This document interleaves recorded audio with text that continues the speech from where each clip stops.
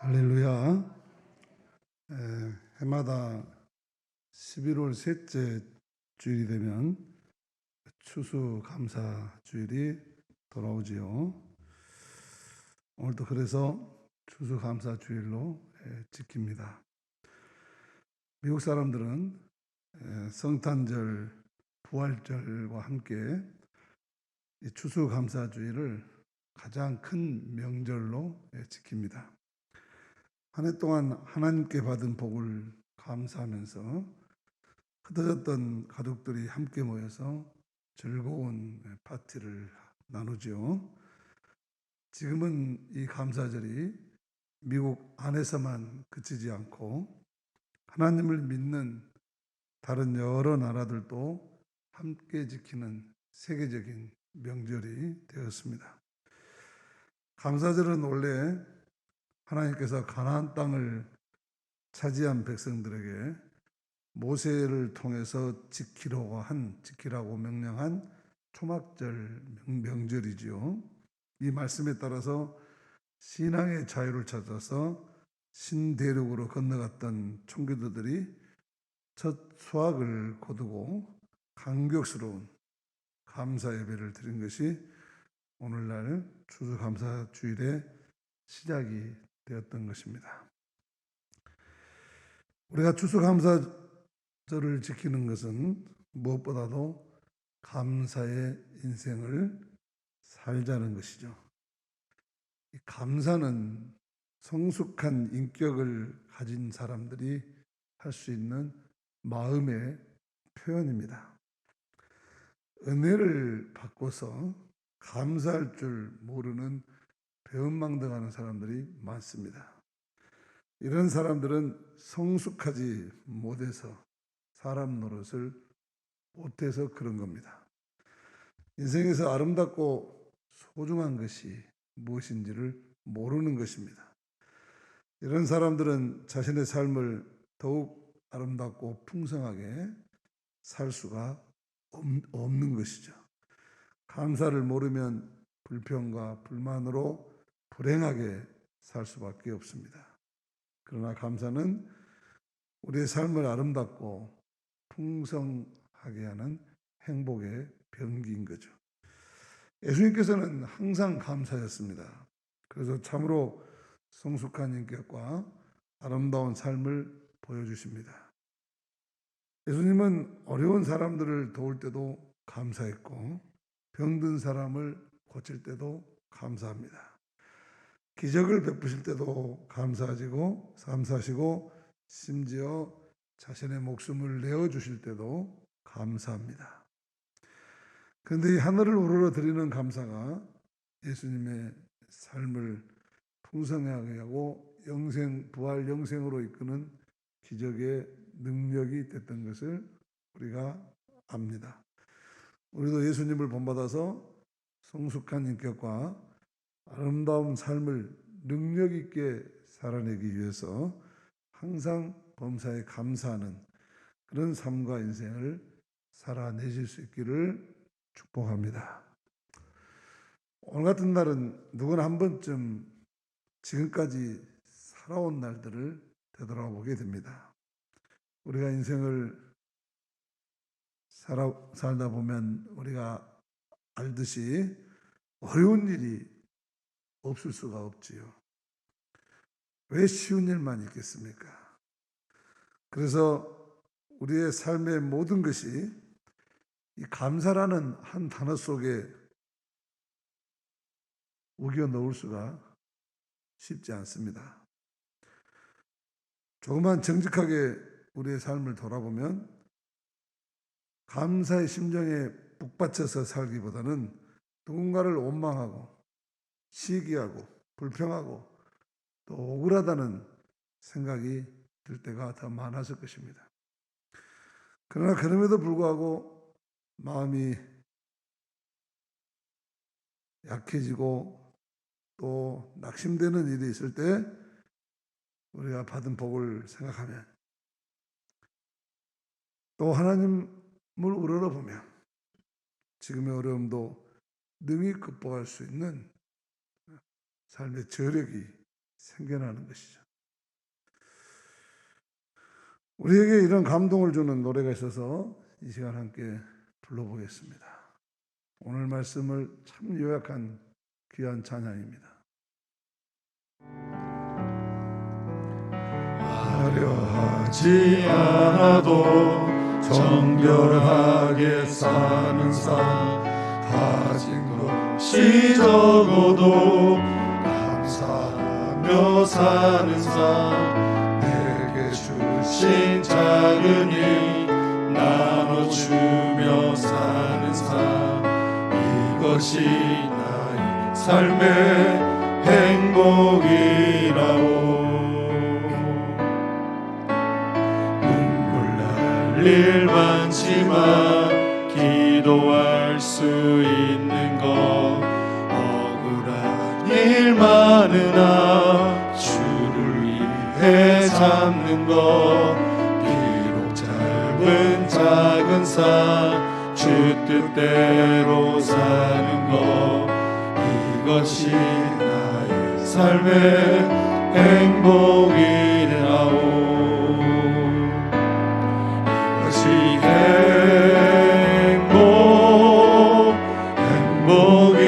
행복이라오. 세상은 알 수 없는 하나님 선물, 이것이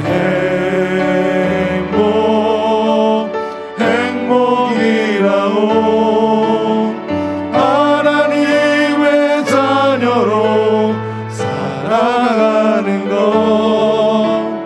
이것이 행복이라오. 눈물 날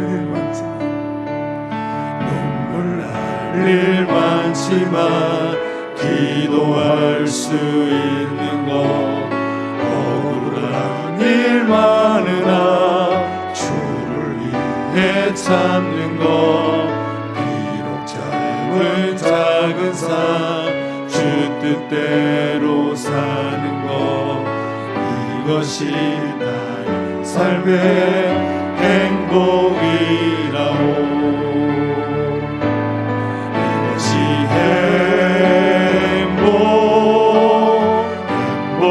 행복이라오.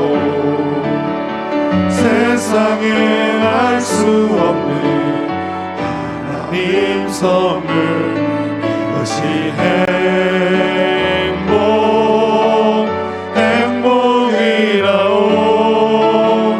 하나님의 자녀로 살아가는 것, 이것이 행복이라오.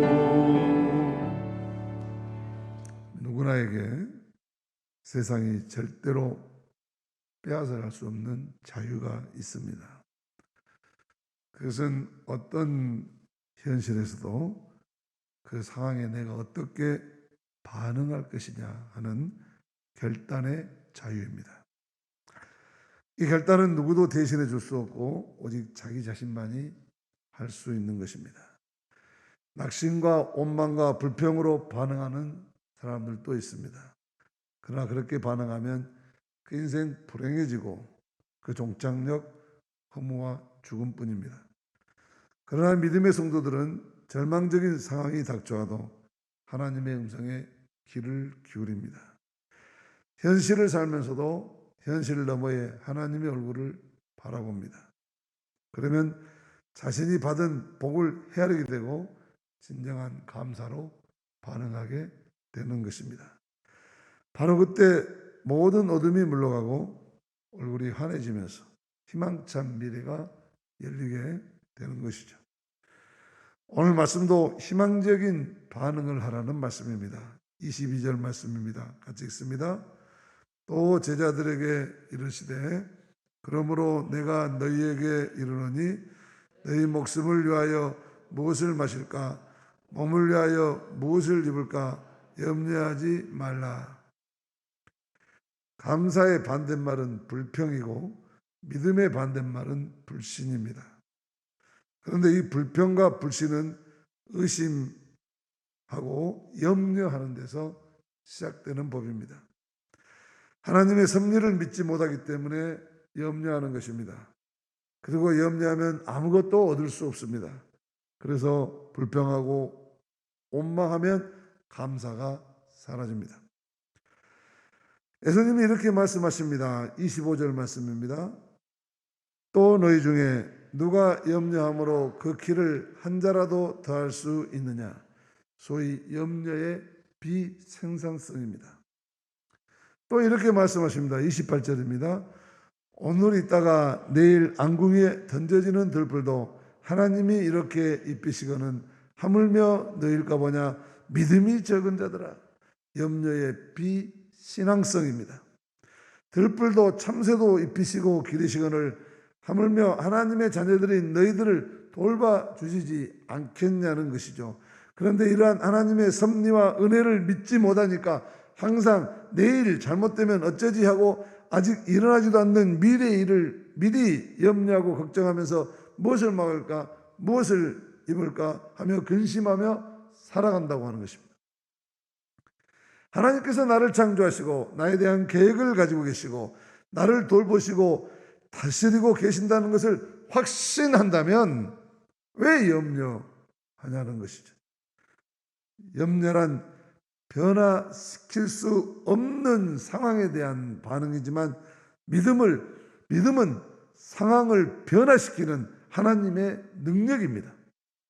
그래서 조지 뮬러 목사님은 염려의 시작은 신앙의 끝이다. 그러나 신앙의 시작은 염려의 끝이다. 이렇게 말했습니다. 믿음으로 염려의 상황을 기정의 상황으로 바꿔나가며 살라는 것이죠. 예수님은 이제 염려를 극복하는 방법을 말씀해 주십니다. 31절 말씀입니다. 다만 너희는 먼저 그의 나라와 그를 구하라. 그리하면 이런 것들을 너희에게 더하시리라. 염려와 근심 대신에 소중한 삶의 과제를 발견하고 실천하라는 것입니다. 염려의 원래 헬라어 뜻은 마음이 나누어진다는 것입니다. 마음이 여러 갈래로 나누어져서 한 가지 일에 집중하지 못하는 것이죠. 예수님은 마음이 가시덤불로 덮인 것이 염려라고 합니다. 여러 가지 생각이 가시가 되어 나를 찌르는 것입니다. 한 가지 마음을 품고 그 뜻을 이루기 위해 집중하는 사람은 이런 염려할 시간조차 없는 법이죠. 미국의 시애틀에 사는 프랭크 루프 박사는 23년간 심한 온몸의 관절염으로 병원에 누워서 고생한 사람입니다. 그런데 이 사람은 병원에서 통증에 시달리면서도 매년 14,000통의 편지를 다른 장애인들을 위해서 써서 보내고 유로했습니다. 그가 다른 사람과 달리 병상에서도 행복할 수 있었던 것은 바로 이 점이었습니다. 그는 어쩔 수 없는 질병의 고통에 지지 않고 오히려 자기 고통을 남을 위로하는 능력으로 삼았던 것이죠. 주는 자가 받는 자보다 복이 있다는 말씀대로 이 사람은 주면서 자신의 고통을 이기고 행복을 누리며 산 사람이죠. 그러므로 염려를 이기기 위해서는 하나님께서 내게 주신 가장 소중한 삶의 과제를 발견하고 그 과제를 위해 몰두하는 것입니다. 진정한 아름답고 소중한 삶을 사는 사람들은 이 땅의 것들에 그렇게 목매여 염려할 시간이 없는 것이죠. 그런 것들은 다 하찮아지고 시시해지기 때문입니다. 그래서 예수님은 너희가 먼저 그 나라와 그를 구하라. 그러면 이 모든 것을 더하시리라 합니다. 밤에 잠 못 이루고 베개 들고 끙끙거리고 있지 말고 보다 보람있고 가치 있는 일에 자신을 내던지는 사람은 하나님이 편안한 잠도 주신다고 하는 것이죠. 우리들에게 감사의 정신을 일깨워준 청교도들 바로 이런 믿음으로 살았던 사람들입니다. 청교도들의 정신을 요약하면 참 배울 것이 많은데 제가 내용이 많아서 수요일 밤에 말씀드리려고 생각합니다. 그중에서 오늘은 이 청교도들이 미국에 처음 추수감사제를 드렸던 이야기, 여러분 아시는 분도 기억하시는 분도 있겠지만 정리를 한번 해보겠습니다. 16세기 영국에서 일어난 청교도들, 하나님 앞에서는 진흙같이 겸손하나 세상에서는 능히 임금의 목을 타고 앉을 수 있는 사람들이다, 그런 평을 받았습니다. 이들은 오직 하나님 나라를 건설하는 일에 올인하면서 세상에서는 겁없는 용기를 가지고 살았다는 것입니다. 이들은 마음껏 하나님을 예배하고 하나님의 일을 할 수 있는 하나님의 나라를 건설하기 위해 타락한 중세 영국을 떠나서 신대륙을 찾기로 결단합니다. 마침내 1620년 9월에 메이플라워라는 범산에 102명의 사람을 태우고 거친 겨울바다와 싸우면서 2달 만에 지금 미국 동북부에 도착합니다. 이들을 맞이한 새 땅은 젖과 꿀이 흐르는 꿈의 나라가 아니라 모진 고생과 희생을 요구하는 거칠고 삭막한 항무지였습니다. 수천 년 묵은 이 땅에는 맹수들만 드글거렸습니다. 무엇보다도 긴박한 문제는 이미 11월이 넘어 얼어붙기 시작한 기나긴 겨울을 어떻게 견디느냐 하는 것입니다. 지금도 미국 동부에 가면 겨울에 영하 20도는 평균입니다. 102명 가운데 성인 남자는 44명 뿐이었습니다. 44명. 이들을 중심으로 추위를 이겨내고 열심히 땅을 개간하고 나무를 베어서 창고같이 커다란 공동의 집을 세웁니다. 아직도 미국은 이 정신이 살아있어서 마을마다 커뮤니티 센터가 있죠.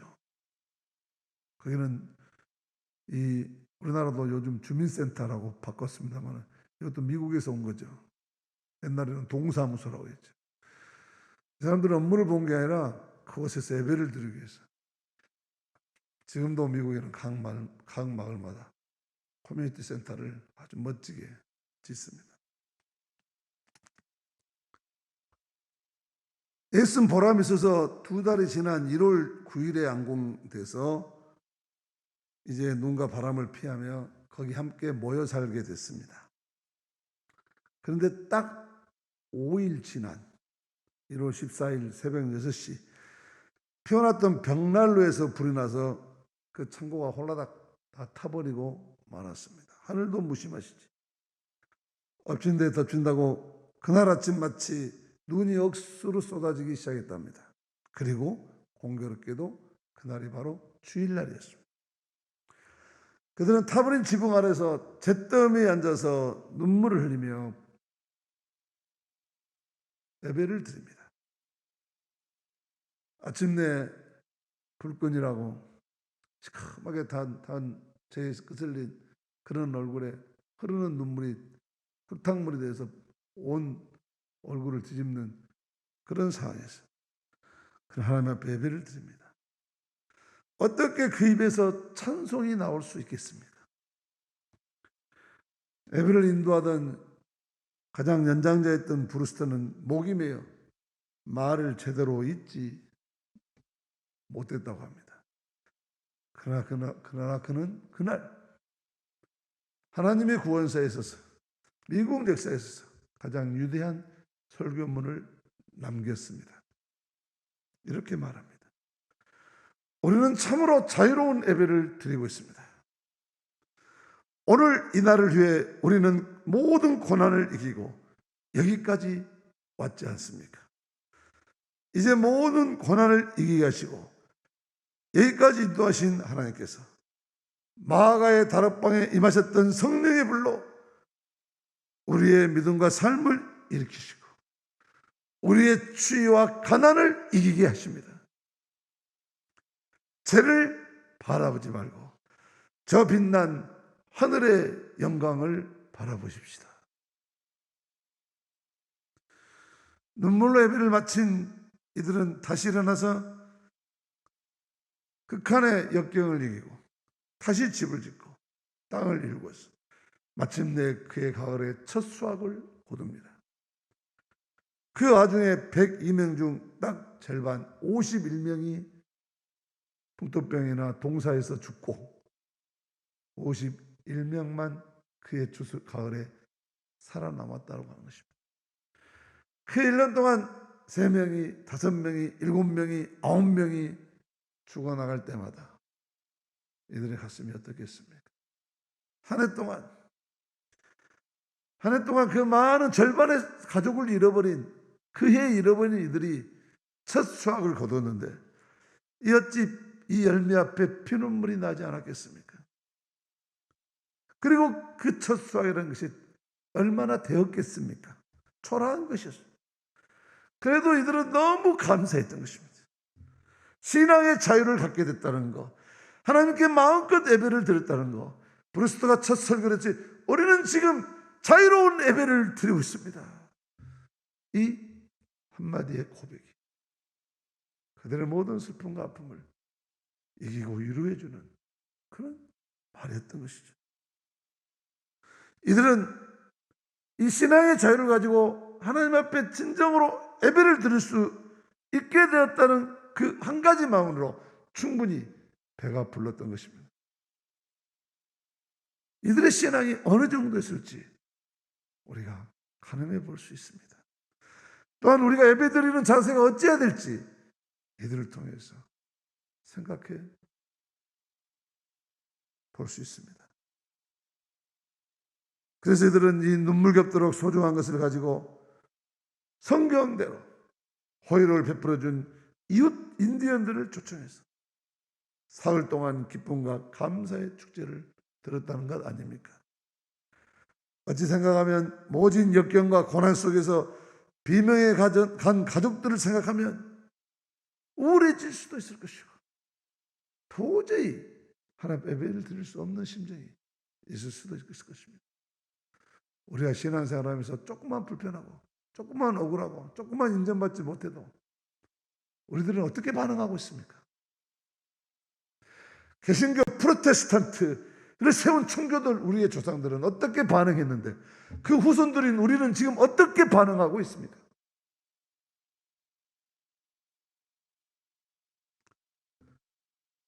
이미 땅속에 묻힌 과거에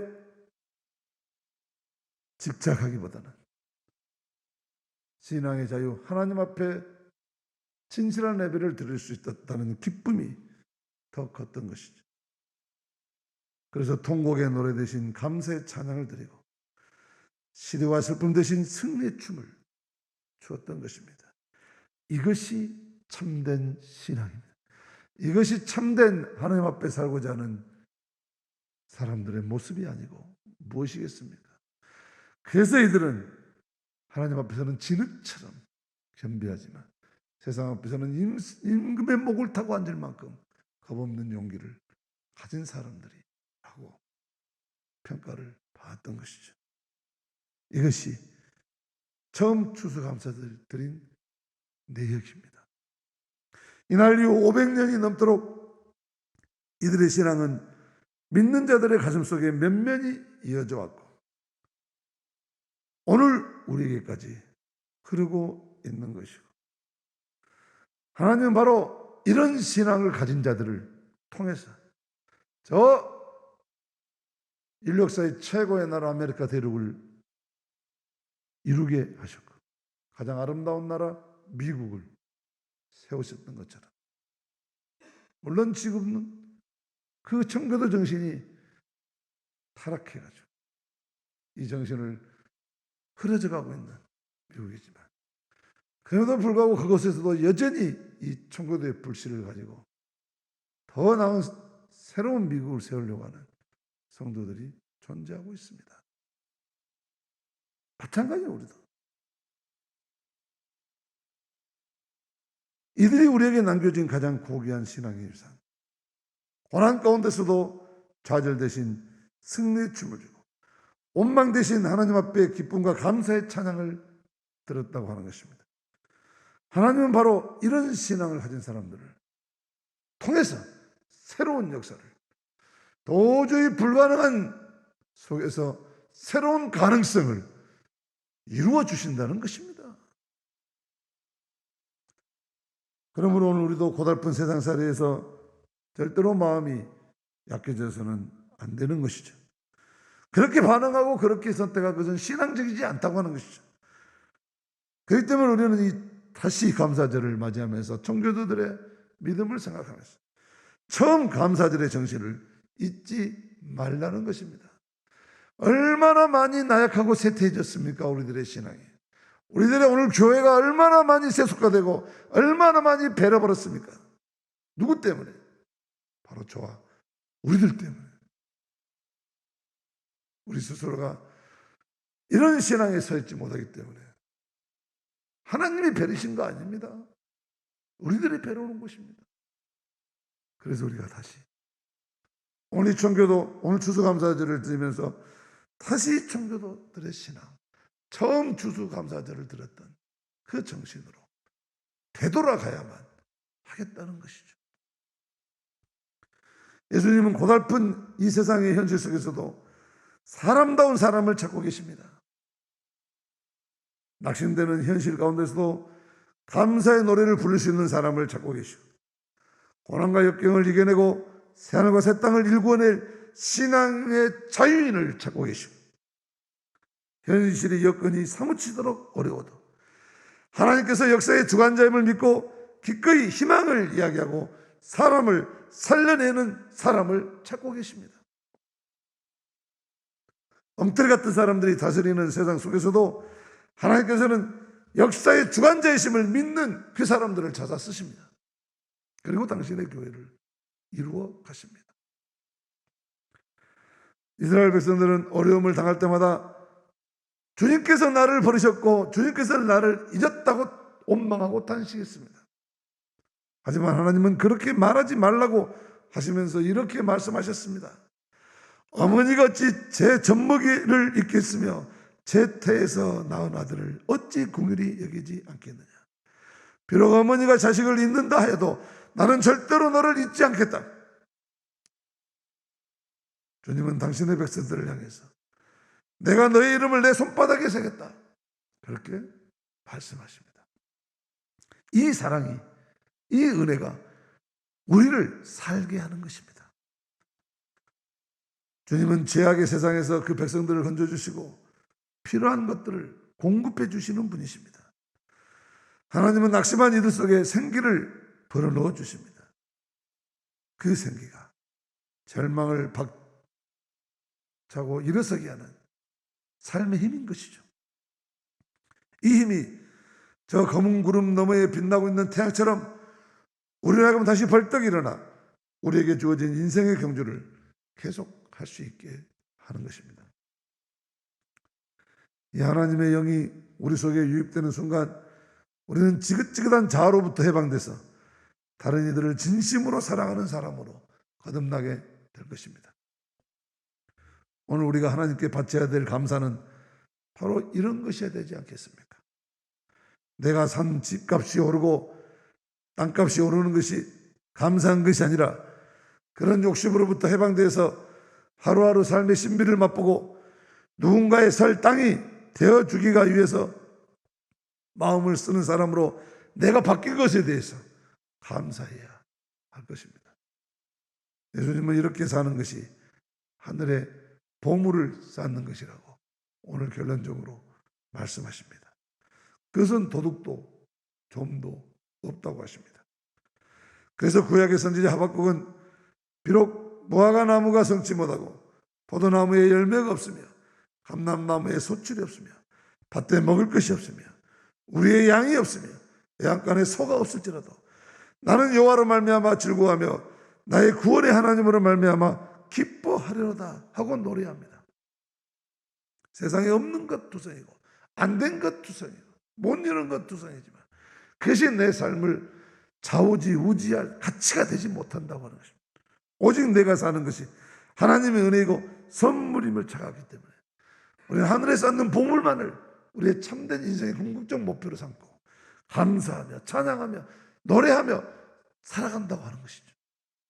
이런 하박국 같은 하늘의 보물을 쌓는 가장 복된 감사가, 그리고 브루투스의 설교처럼 가장 자유로운 예배를 드릴 수 있음에 가장 모든 절반이나 넘는 가족을 잃고서도 하나님 앞에 감사할 수 있었던 그런 감사의 정신이 오늘 추수감사 예배를 드리는 저와 여러분들에게 충만하시기를 축복합니다.